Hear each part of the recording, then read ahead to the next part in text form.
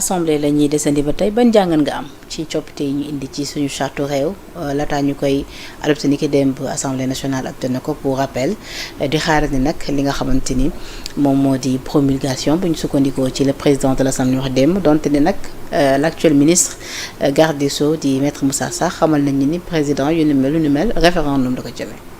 mais xam nga Penda moi je me dis que ni ce qui s'est passé hier c'est juste un coup d'état institutionnel. En fait, là, ce qu'il voulait faire d'ailleurs, c'est une tentative de coup d'état institutionnel. Parce que les âmes, c'est très simple. Le 12 juin, et c'est le ministre de la Justice qui nous l'apprend hier.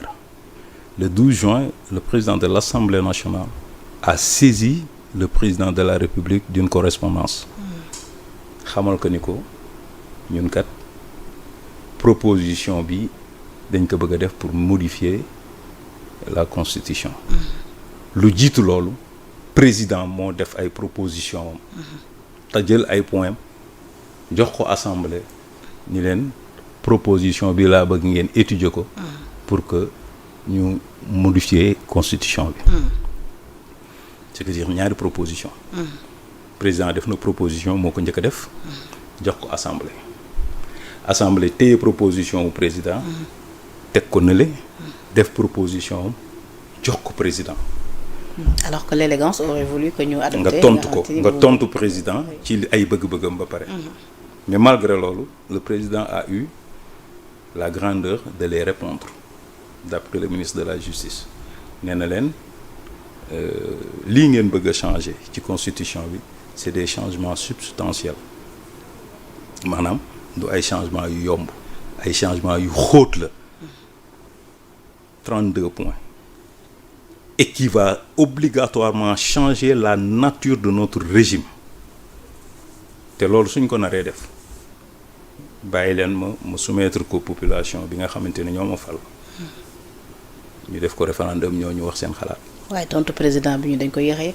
waaw non mais ki nga xamante ni tey ki nga xamante ni moo ko saisir moom teel na ko yëg ki saisir président le président de l'Assemblée nationale bi bind président moom teel na yëg tontu président su doon nit ko am kilifa du fa yem wax ji du yem foofu c'est-à-dire yow bind nga président de la République mooy sa kilifa di ko xamal ni ko lii la ñu bëgg a def loo ci xalaat mu ne la lii nga bëgg a def kat xóot na xóot goo xamante ni su ma sañoon ñu bañ ko defee foofu waaye ñu laaj ko askan bi ndax moom d'accord na ci man président de la République moom askan mi ma fal jox ma ay droit yi nga xamante ni moom la ma jox te yéen assemblée ngeen bëgg droit yooyu ma jël ko séddoo ko ak président de l'Assemblée nationale ak premier ministre loolu nañ ko delloo ci ki nga xamante ni mooy joxe droit yi parce que nag à la fin de la journée c'est le peuple qui est souverain. mais su jàppee ni le président est mal entouré peut-être est mal conseillé ndax mën na fa yam. c'est que le président doit transcender si seen compréhension ñoom il faut que ñu xam ni c'est la fonction qui importe c'est pas la personnalité de Bassirou Diomaye Faye et foofu la ñuy juumee à chaque instant ñoom foofu looloo leen di rey il faut ñu xam ni que c'est la fonction ça transcende même notre propre vie. C'est-à-dire que ñun dañu jàpp dafa changer. mais non c'est pas ça le problème. mais c'est pas ça mais ko dellu sil parce que xàmmeetu ko. mais Penda c'est pas ça le problème. Le problème c'est pas la personnalité de Bassirou Diomaye qui nous importe. Le problème c'est la fonction présidentielle. Est-ce que dañ ko war a aar est-ce que dafa war a am kaaraange est-ce que dafa war a am doole parce que bu ëllëgee moom président mooy taxaw ci kanamu askan bi répondre. ça aussi c'est vrai. waa léegi yow kooku nga ni ko moom président su ko askan bi falee ba pare mu tànn premier ministre am wóolu ko jox ko vision am ak politique am ni ko lii laa bëgg nga doxal ko premier ministre bi formé gouvernement am sous ndigalu président gouvernement boobu war a liggéey nga wëlbati ni président bi yow doole bii nga am ci yenn sañ-sañ bii nga am ci yenn ndogal yi yow premier ministre bi yéen a koy tolloo maanaam ki nga xamante ni askan bee ko fal. waaye président tamit moo fi bëggoon premier ministre super fort. laisse ça yooyu ay waxu populisme la woon rek da doon neexal Ousmane rek laisse ça.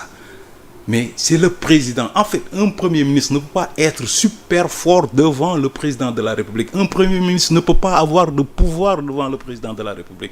Un premier ministre ne sert qu'à conduire la politique du gouvernement. C'est la vision d'un président de la République moom le premier ministre di doxal jëwriñ loolu kese la du weesuwul loolu maanaam jëwriñ bi jiitu ci jëwriñ yi mooy premier ministre président koy sant mu def président ko naan bàyyil mu bàyyi Ousmane Sonko aussi puissant soit-il mënul woon weesu loolu te loolu moo indi seen problème ñoom ñaar loolu kese moo indi seen problème maanaam mënula wanaasu ni président de la République kat moom dès l'instant qu'il a accepté d'être son premier ministre président daf ko war a wax defal mu def mu ne ko bàyyil mu bàyyi mu ne ko toogal mu toog mu ne ko tëddal mu tëdd mu ne ko jógal mu jóg mu ne ko mbabasal mu mbabas. waaye moom et c'est ça qu'il n'a pas pu accepter. dafa porté woon candidature am jàpp ni moom dans cette affaire c'est le responsable moral et que daf ci am benn droit de regard. c'est que warul tam demee toog croiser ay bakkaay bi muy gëmee ni moom responsable moral la waroon dem toog cité kër góor gi bañ a dugg ci gouvernement bi parce que quand tu es la caution morale d'une chose lu toll ni président de la République lu toll ni un gouvernement nga nekk seen caution morale. da ngay dem toog Sénégalais bu am problème ak président ñëw seet si la. mais nee na moom il c'est-à-dire bëggoon na toog à l'Assemblée nationale président moo ko santoon ni ko non nañ dem nga jàppale ma nga nekk. premier ministre waaye ñun fii la ñu lépp. il l'a dit waaye Penda yow mi sa bopp xam nga ni Ousmane mosul bëgg dem toog Assemblée nationale. waaye Ousmane wax lii de. Ousmane li mu bëggoon mooy toog ci wetu Diomaye Diomaye nekk président A moom mu nekk président B qu'est-ce que la bëggoon. en tout cas lu ci mu et la preuve. les propositions yi ñuy def par exemple dama lay jox benn exemple boo xamante ni rek moo gën a terre à terre nga jël cour constitutionnel ñu ne le président de la République dafay nommer 3 magistrats le président de l'Assemblée nationale nommer 3 magistrats le président de la République nommer le président de la cour le président de l'Assemblée nationale nommer le vice-président de la cour boobu dina liggéey. waaye pourtant regarde la nature présente mais pourtant ñëpp c'est-à-dire hormis nomination magistrat ak chef bi ñëpp d'accord nañ ci transformation le conseil par une cour. oui d'accord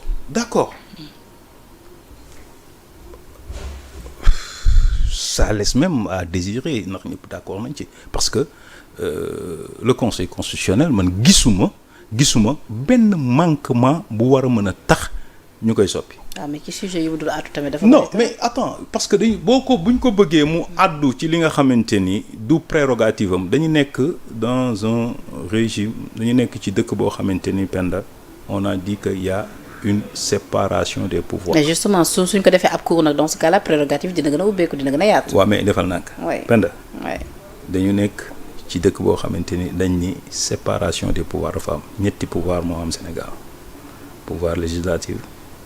pouvoir exécutif ak pouvoir judiciaire benn pouvoir amul droit di empiéter ci li nga xamante ni moom mooy kiiwu beneen moroomam prérogative bu moroomam benn pouvoir amu ko gis nga sagesse bi conseil constitutionnel am ba ni du wax ci règlement intérieur sagesse boobu la assemblée war a am ba ni du wax ci fonctionnement conseil de la justice tout est question de les personnes qui incarnent xam nga quand on a saisi le conseil constitutionnel ne ko pour ñu mu wax ci règlement intérieur ndax Ousmane Sonko am na droit dellu siwaat nekk président de l'Assemblée nationale ou pas même si nit ñi gëm nañ ni du wax loolu du règlement intérieur mais c'était une prolongation des élections législatives et le conseil devait nous dire qui est député et qui n'est pas député. Tout à fait.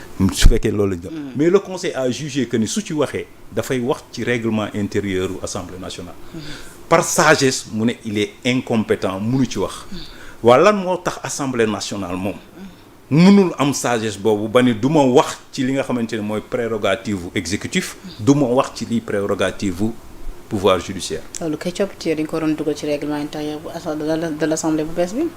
non règlement bu bees bi nga xamante ni dafa dépouiller le président de tous ses pouvoirs dépouiller le pouvoir judiciaire de tout ce qu'il a comme pouvoir lépp ñu ànd ko jox ko président assemblée nationale.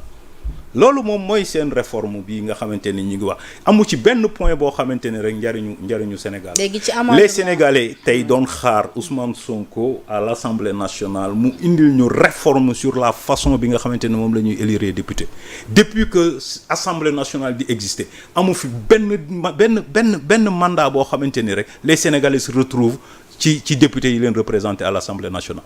député yi nga gis ni démb kon nekkuñu une assemblée de mais quand même c'est cette assemblée là que tu appelles assemblée de rupture lan la fi ñeneen ñi doon def te ñoom defuñu ko lan rek nga gis pend loo xamante ni ñeneen député yi ñu ngi ko doon def Sénégalais yi di ko ñaawlu te député yi defuñu ko ils ont fait pire mosoo gis député yu taxaw biir Assemblée nationale di wayal nit ils l'ont fait hier ñoom def nañ ko. assemblée bi mooy assemblée bi gën a yées ci assemblée bi Sénégal dalee am assemblée ba léegi.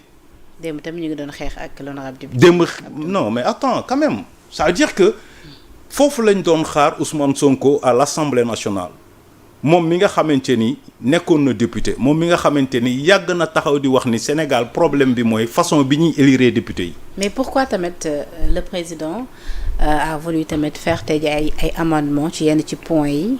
notamment bi ñu ni président mënul nekk chef de parti ak chef de coalition. gis nga Penda lii ñu dal yëpp président moo ñu ko teg ça c'est la triste vérité parce que moom moo ubbi brèche bi nga xamante ni moom la ñu nekk di wax naan ndax dañuy changer constitution ndax dañuy dem référendum mais fii Sénégal toll priorité Sénégal du référendum priorité Sénégal du changer constitution. ak référendum li mu ñu mën a coûter yëpp. mënuñu ñu nekk ci crise économique bu doy waar.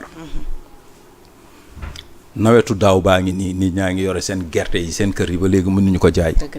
inondation yaa ngi nii di waaj a ñëw ak sa kër ak waaye bàyyi ma buuba na sant yàlla bi ñu ko wàccee noonu mu dem noonu ci jàmm ak salaam inondation bii di waaj a ñëw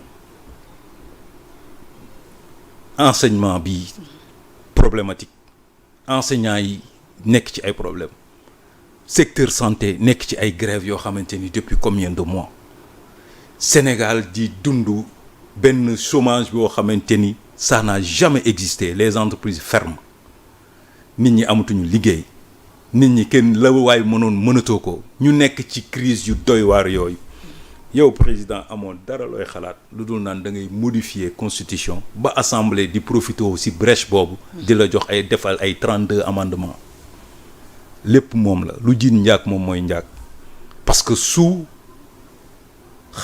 xamoon ni fii Sénégal toll priorité yi kat du constitution mais priorité mooy fexe ba sénégalais yi ñu alléger leen seen souffrance. mais pourquoi ne pas vouloir fexe ba xale yi ñu jàngal leen métier fexe ba xale yi ñu wutal leen fu ñuy mën a dem di liggéeyee fexe ba investisseurs yi daw dellu si waat fexe ba justice bi juboo ak askan bi fexe ba nawet bi bu ñëwee baykat bu ci def dërëmam mën ci am juróomi dërëm wala ñaar dërëm fexe ba sénégalais bu ci nekk nga mën a delloo si waat ci sa fit insécurité baa ngi nii booy dox ci yenn heures yi tu n'oses même pas génn ci mbedd mi. mais déclaration de patrimoine d'entrée ak sortie bi lu tax mu war a nekk problème. c'est pas une déclaration de patrimoine mooy poser problème bi c'est la façon dont on veut le faire. waa léegi yow. mais Ousmane nee na y a eu des discussions préalables. nee na concertation non moom day wax mais Ousmane day fàtte bëgg-bëggu waa Pastef partem Pastef bëgg-bëggu Pastef ak bëgg-bëggu askanu Sénégal. Ousmane su jëlee fichier 7,5 millions d'électeurs waxuma sax les 18 millions mais 7,5 millions d'électeurs moo ci nekk 1,9 million moo ko jox 130 députés est-ce que ça veut dire que tu es majoritaire dans ce même fichier 7,5 millions 1,9 million moo la fal su dul woon système raw gàddu bii dans chaque localité si tu mets li nga xamante ni moom la opposition am di nga gis ni Pastef li mu leen rawee bariwul wala bu ñoom ñu raw ko département bi ma ci gën a metti mooy Linguère da ngay jël li Amadou Ba am nga boole ko ak li APR am ñu raw Pastef fuuf et pourtant Pastef ñoom ñoo jël siège député yi et dans tant d'autres départements noonu la fa demee tu ne peux pas être majoritaire quand tu as 1,9 million de voix dans un fichier de 7,5 millions, tu n'es pas majoritaire dans ce pays. Système bi fi nekk moo la mën a permettre nga jël la majorité des sièges au niveau de l'Assemblée nationale. ci constitution mais même su fekkee ni yow yow yaay majoritaire mais l'autre minorité ay sénégalais lañ duñu ay burkinabé duñu ay étrangers ay sénégalais lañ. L'élégance voudrait à ce que nga leen di bàyyi xel ci lépp looy def entre 54% ak 46% ñaata moo ci dox. mais alors oui ci charte bés bi tamit doyen nee nañu tamit jigéen ak góor rek ñoo mën a sëy. waaw loolu dafa mës a dañ Sénégal yow da nga fi mës a gis Sénégal ñu wax la ñu la beneen keneen ku du jigéen ak góor mës a fi sëy da nga fi mës a gis sëy bu ñu takk rek te du jigéen ak góor. déedéet. yow bi nga nekkee Sénégal ba léegi mës nga fi gis ñu takk fi beneen sëy bu dul jigéen ak góor. mais lu tax point boobu dans ce cas-là. doo leen ko laaj ñoom ñu ko bind. non man c'est ce que je me demande je me suis dit est-ce que dans ce Sénégal on a une seule fois vu ou entendu keneen ku dul jigéen ak góor ñu sëy mës ngeen gis jàkka bu ñu takkee keneen ku dul jigéen ak góor mës ngeen gis église bu ñu célébrer mariage bu dul jigéen ak góor. Abdou Karim Xurum Xakkati bi ma ko fi dalalee lu mel daf ko jàppee simple argument pour mën a justifier li nekk di am nii ak mun cee waxtaan dalal xelu par exemple les religieux. non mais les religieux nan la ñuy dalalee seen xel ci loolu mais religieux yi ñoo gën a xam li xew toog bi ñu toog seen ruq jàpp seen ñàmbur c'est parce que dañu xam li xew. peut-être dalal seen xel sur l'homosexualité. mais l'homosexualité quoi l'homosexualité lan lañ fi def c'est gis nga Penda man ces tapages là seen yii ñuy def nii man yóbbuwuma gis nga quand tu veux combattre une chose tu vas aller à la racine tant qu'ils n'osent pas nous dire quelle est la cause exacte de cette prolification de l'homosexualité li ñuy def nii yëpp jàppee ko ay cinéma parce que mbir bu amee am na lu ko waral dëgg la naka lañ def ba du tic au tac nii rek homosexualité bi am fi benn ampleur boo xamante ni dafa jéggi dayo mais nañ ñu wax lan mooy cause bi fan la soqeekoo ba sunu doom yëpp mën a di dem di plonger wu di am penchant yooyu lan moo xew ils n'ont qu'à nous le dire il appartient à l'État de nous informer sur ça mais dañ ñëw di jàpp ay nit di yóbbu ci kaso bi rek bu leen neexee duñ fa toog à une durée indéterminée tôt ou tard dinañ génn sortie bi coalition Diomaye defoon tamit juste ci veille révision constitutionnelle bi les déclarations également de docteur Abdourahmane Diouf benn dama ndaw ma benn laral may wax ci coalition Diomaye ndaw ma taral ma wax ci ñoom docteur Abdourahmane sujet gis nga nee na Sonko moo bëggoon report élection yi c'est maintenant qu'il nous le dit ban intérêt la ñoom c'est-à-dire nga toog ba élection yi ça s'est passé 2 ans loo contre Ousmane Sonko élection yi kañ la am ça fait 2 ans nga toog ba léegi nga taxaw naa ñu Sonko moo bëggoon report ban sens la am c'est pour nous faire comprendre quoi c'est pour nous dire quoi c'est pour nous dire bañ leen Ousmane Sonko moom moo leen waxoon lii te moom moo fi gënoon bëgg lii c'est pour nous apprendre quoi c'est-à-dire il faut qu'ils apprennent à respecter les gens c'est-à-dire tu peux pas être dans un même gouvernement avec Ousmane Sonko il est ton premier ministre tu ne nous as rien dit Ousmane Sonko maintenir fii soutenir fii wax fii ay dettes cachées nga soutenir ko ànd ak moom di wër di def plateau yi di ko défendre tu reviens 2 ans après pour nous dire que ni Ousmane Sonko moo bëggoon reporter élection yi c'est pour nous apprendre quoi ah qu'est-ce que ça va nous servir lan la ñuy jëriñ mën naa toog di wax ci loolu. alors ñu ñëwaat nag un tout petit peu ci sa demub Rebeuss parce que loolu dina intéresser certainement yaa ngi dugg fu garaaw. ah loolu foofu mu dugg fa sama garaaw. mais avant ngay dugg foofu. oui man daal ce que je voudrais. et ça c'est à l'endroit des Sénégalais. lii nga xamante ni moo xew démb nañu jàpp ni rek. du dara lu dul président de l'Assemblée nationale Ousmane Sonko.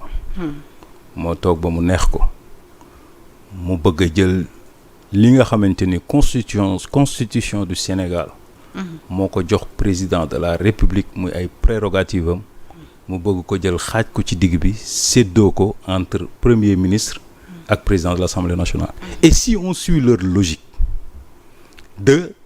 d'avoir la possibilité de dissoudre déposer une motion de censure c'est-à-dire dissoudre un gouvernement tous les 6 mois dans un mandat. C'est-à-dire qu'ils ont la possibilité de dissoudre à 10 fois un gouvernement. Ce qui veut dire que tant que le gouvernement n'est pas issu de leur propre rang, ils ont la possibilité de dissoudre ce gouvernement. et c'est pas ce que Ousmane nous avait dit quand il a quitté primature di dem Assemblée nationale.